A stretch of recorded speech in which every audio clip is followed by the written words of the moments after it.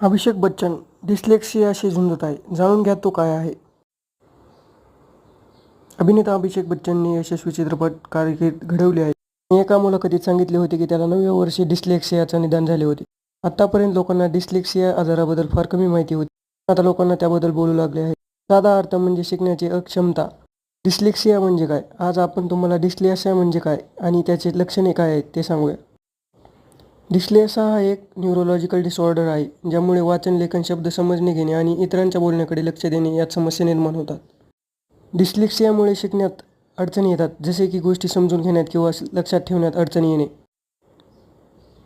या आजारात लिहिलेले अक्षरे उडताना किंवा उलटे दिसतात आणि मूल ते गोंधळलेल्या पद्धतीने वाचते. या आजारामुळे शब्द, स्पेलिंग आणि ध्वनी यांच्यातील संबंध जोडण्यात अडचण येते आणि आत्मविश्वास कमी होतो. उपचार काय आहे? या आजारावर आता थेरपी आणि औषधोपचाराद्वारे उपचार केले जात आहेत. फक्त तुम्हाला ते समजून घेणे आणि योग्य वेळी उपचार घेणे